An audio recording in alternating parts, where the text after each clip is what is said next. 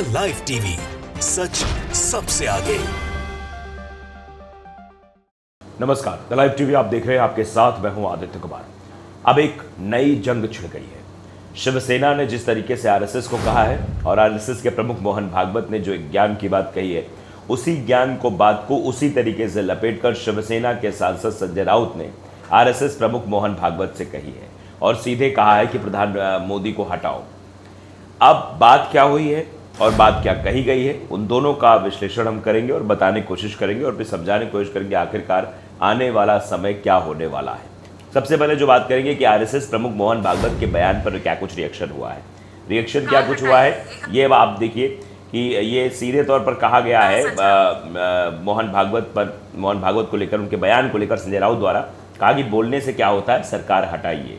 मोहन भागवत पर संजय राउत का ये बड़ा हमला आया है। अब आपके दिमाग में सवाल होगा कि ऐसा क्या मोहन भागवत ने कहा है कि जो मोहन भागवत को संजय राउत ऐसा कह रहे हैं कि सरकार को हटाइए, बोलने से क्या होता है। तो मोहन भागवत कह रहे थे कि सच्चा स्वयं सेवक वही है, जनसेवक वही है, जनसेवक की बात कही, जो घमंड, सच्चा सेवक वही है, घमंड नहीं करता। जो सच्चा सेवक है, जनता का सेवक है, जो अहंकार नहीं दिखाता और सार्वजनिक जीवन में काम करते हुए मर्यादा बनाए रखता है। इस दौरान मर्यादा की जरूरत थी जो नहीं रखी गई। ये बयान चुनाव प्रचार के दरमियान हुई भाषा शैली की गड़बड़ी को लेकर बोला गया था और इसमें मोदी जी को लेकर भी कहा गया होगा। नाम किसी का नहीं लिया गया, लेकिन जो बात मोहन भागवत कह रहे थे वो कहीं ना कहीं मोदी को ज़रूर टारगेट कर रही थी, मोदी पर ज़रूर आ रही थी और इसीलिए सवाल खड़ा होगा कि आखिरकार मोदी जी के बारे में मोहन भागवत ये क्या बोल गए। उन्होंने कहा कि असली जनसेवक वही है जो अहंकार नहीं दिखाता और सार्वजनिक जीवन में काम करते हुए मर्यादा बनाए रखता है। इस दौरान मर्यादा की जरूरत थी जो नहीं रखी गई, यानी चुनाव प्रचार के दरमियान मर्यादा नहीं रखी गई। उसी बात को लेकर संजय राउत का ये कहना है, बोलने से क्या होता है, सरकार हटाइए। अगर मर्यादा नहीं रखी गई, अगर चीज़ें उस तरीके से नहीं हुई तो क्या होता है, हटाइए। अब देखिए इस पर लोगों का रिएक्शन आना शुरू हो गया है। दरअसल आप जानते हैं कि किस तरीके की चीज़ें होती हुई इस पूरे इलेक्शन में नजर आई है। कैसे मुसलमान, मंगलसूत्र और ना जाने क्या क्या बातें, जिन बातों का कोई मतलब नहीं, मंदिर की बातें हुई कि अगर कांग्रेस सरकार आ जाएगी, इनकी सरकार आ जाएगी तो ये राम मंदिर पर बाबरी ताला लटका देंगे। ऐसी भाषा का इस्तेमाल, मुसलमानों को आधी संपत्ति दे दी जाएगी, 2 गाड़ियाँ हैं तो 1 गाड़ी दे दी जाएगी, सारी बातें बोली गई। और इसके बाद कई चैनल्स ने इसका विश्लेषण भी किया और विश्लेषण करके बताने और समझाने की कोशिश की कि जो बातें मोदी जी द्वारा कही गई वो ठीक नहीं है। मोदी जी चैनल के इंटरव्यू में जो बातें कहते थे उसके इतर वो मंच पर बोलते थे। मंच पर वो मुसलमानों के खिलाफ बोले और जब इस बारे में सवाल पत्रकार पूछ ले तो उस बात से नकार जाते थे कि नहीं, ऐसा मैंने कब कहा।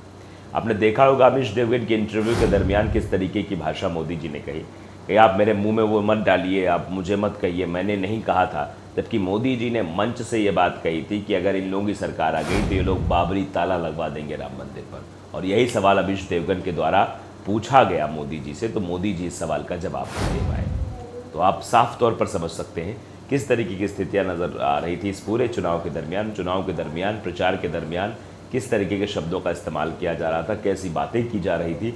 उन्हीं बातों को लेकर आरएसएस प्रमुख मोहन भागवत का ये बयान सामने आया।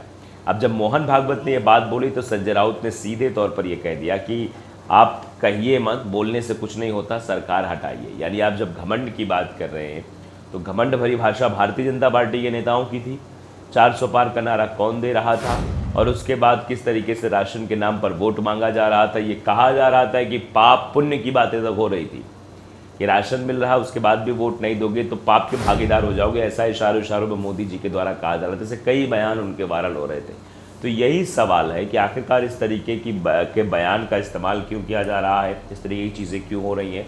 अब इस पर लोगों का रिएक्शन है, ज़रा वो भी हम जान लेते हैं क्या कुछ लोग कह रहे हैं।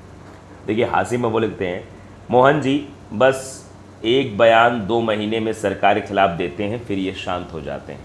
मतलब शांत हो जाएंगे, यानी 1-2 बयान देंगे और महीने भर के लिए ये होगा, महीने भर बाद फिर इनकी भाषा में परिवर्तन आ जाएगा, फिर ये कुछ नहीं बोलेंगे। निखिल आशा लिख रहे हैं, आरएसएस पर मोदी का कब्जा है।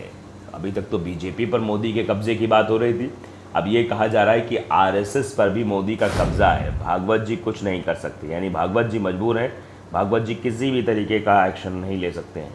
अब इस पर विपुल मेहता लिख रहे हैं, संजय राउत जी कहते हैं मोहन भागवत जी के आशीर्वाद से सरकार चलती है और मणिपुर तो 1 साल से जल रहा है। मोहन भागवत जी को 4 जून को चुनावी नतीजों के बाद मणिपुर की याद आती है। ये बिल्कुल सही बात रखी, मणिपुर की बात कह रहे हैं, अलग अलग तरीके की बात संजय राउत कह रहे हैं। तो ये सवाल पूछा जाएगा आखिरकार ये इतना लेट क्यों हो रहा है। किशोर जसवंत लिख रहे हैं सरकार हटाइए, वो नीतीश बाबू के ऊपर है। यानी अगर सरकार जाती है, सरकार हटाई जाएगी तो ये इस काम सिर्फ नीतीश कुमार कर सकते हैं, क्योंकि नीतीश कुमार के बदौलत ये सरकार चल रही है। महेंद्र पटेल सरसिया लिखते हैं मोहन भागवत जी को ये स्टैंड इलेक्शन के पहले लेने की ज़रूरत थी। अगर मणिपुर की बात कहनी थी मोहन भागवत को तो वो इलेक्शन से पहले कहनी चाहिए थी, ना कि इलेक्शन के बाद। आप समझिए तो रोक रखा रहा गया होगा, ये चीज़ें हो रही हैं। अब देखिए लिख रहे हैं SP सिंह एडवोकेट लिखते हैं कि संजय राउत जी अपनी बात बेबाक रखते हैं।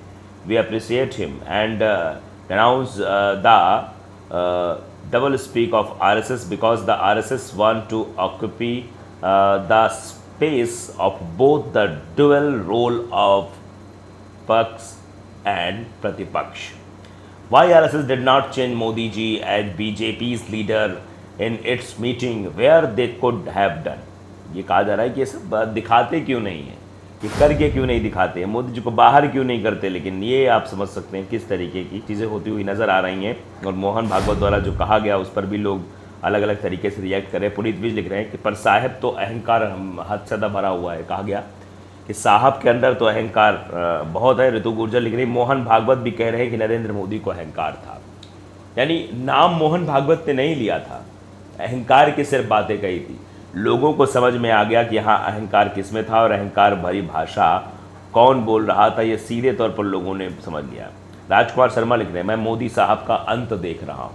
कह रहे हैं कि मोदी जी का ये अंत है। अब जो बात कही जा रही है RSS के द्वारा और RSS जो चीज़ें कह रहा है इस तरीके की चीज़ें होंगी। और एक ने तो वीडियो साझा कर दिया गुर्जर साहब ने कि खुद को बड़ा साबित करने की कुछ इष्टा में आत्ममुग्ध अहंकारी एवं मनोरोगी गवार तक कह दिया गया। मैं फ़िलहाल ये शब्द नहीं कह रहा हूँ, लोगों द्वारा है। पूरे देश को बर्बाद कर दिया, लेकिन रहा फिर भी जो सब लिखा है वो बोलने लायक नहीं है। तो आप समझ सकते हैं कि किस तरीके से चीज़ें हो रही हैं। कुछ लोग सत्य काम लिख रहे हैं कि भागवत साहब जनसेवक या स्वयंसेवक संगनिष्ठ कार्यकर्ता आजकल राजसत्ता के साथ मिलकर 56 भोग का सेवन कर रहा है। राजनीतिक महत्वाकांक्षा रखने वालों की आकांक्षाओं को पूरा करने के एवज में अपना आर्थिक उन्नयन करने पर आमादा दिख रहा है। ट्रांसफ़र पोस्टिंग के चक्कर में चक्करगिन्नी बना हुआ है। सरदार सिंह लिख रहे हैं मोहन भागवत जी बिना नाम लिए प्रचार करने का और विनम्रता सरकार चलाने का सलीका सिखा रहे हैं। नेशनलिस्ट लिख रहे हैं जिनके लिए ये बातें कही गई हैं उनको कोई फ़र्क नहीं पड़ता। यानी जिनके लिए बात बोली है मोहन भागवत ने, जो एक निष्ठा का पाठ पढ़ाने की कोशिश की है, वो कोई मायने नहीं रखता है। वो सिर्फ अपने इनाम के लिए जीता है। देश में किसी भी कोने में छोटे से छोटी किसी अंडरपास का निर्माण हो या छोटा रेलवे कैंटीन या रोड नाली सब उद्घाटन शिलापट पर अपना इनाम देखना चाहता है। गलती से किसी स्थानीय अधिकारी का कर दे तो दोबारा करते हैं, यानी गलती अगर कहीं हो जाए तो उसे दोबारा भी करते हैं। सैयद लिख रहे हैं कि डॉक्टर मोहन भागवत जी सच बोलने के लिए बहुत धन्यवाद। आप सनातन धर्म के लिए काम करिए, हम मुसलमानों को ज़र्रा बराबर दिक्कत नहीं होगी, बल्कि मुस्लिम समाज मानवता के प्रति और देश को समृद्ध बनाने के हर कार्य में आपके साथ खड़ा है। ये एक मुसलमान बोल रहा है। तो इस तरीके की चीज़ें हैं। मोहन भागवत के बयान पर संजय राउत का रिएक्शन और संजय राउत का ये कहना, क्या मोहन भागवत उस पर अमल करते हुए दिखाई देंगे या सिर्फ मंचों से ही बड़ी बड़ी बातें की जाएंगी। द लाइव टीवी को अगर आपने सब्सक्राइब नहीं किया जरूर करिए, बेल आइकन दबाइए ताकि सच खबर आप तक पहुँचती रहे। नमस्कार। द लाइव टीवी, सच सबसे आगे।